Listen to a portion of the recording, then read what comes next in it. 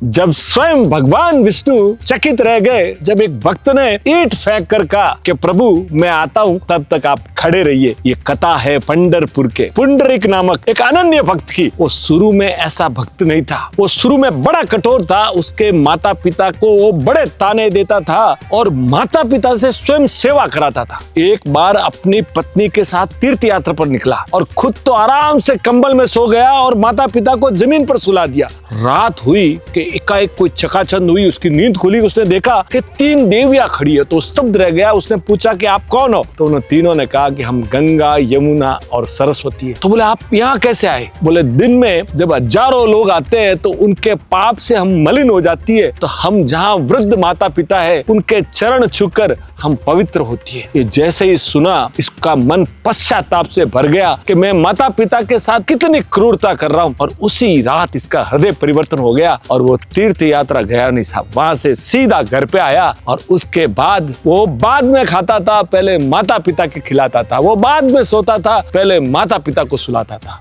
इतनी भक्ति, इतनी सेवा, कहते हैं कि पृथ्वी के इतिहास में पुंडरीक ने जैसी सेवा की ऐसा किसी ने नहीं किया। ये प्रसिद्धि धरती पे नहीं पूरे स्वर्ग लोक में भी फैल गई। तब भगवान विष्णु स्वयं आए और जब भगवान विष्णु आए तब ये सेवा कर रहा था। तो भगवान पीछे खड़े, बोले मैं आ गया हूँ। तो बोले कौन है? बोले मैं भगवान हूँ। तो उसने ईंट फेंकी और कहा कि प्रभु आप खड़े रहिए, मेरे माता पिता की सेवा जारी है। और जब सेवा पूरी हो गई और वापिस मुड़ा ना, तो भगवान ने आशीर्वाद दिया और भगवान ने कहा कि मैं ना ऐसा पहला भक्त देखा है, आज मैं तुम्हारे लिए ईंट पे खड़ा हूँ तो ये संसार जान ले कि मेरी सेवा से पहले माता पिता की सेवा बहुत जरूरी है। तो आज भी अगर आप पंढरपुर जाते हैं, वहाँ भगवान विठल आज भी उसी ईंट पे खड़े हैं और हमें बता रहे हैं कि माता पिता की सेवा प्रभु की सेवा से भी जरूरी है। तो साहब पहले घर में जो देवी देवता है ना, उनकी सेवा कीजिए, वही आपके साथ चलेंगे। Thank you sir.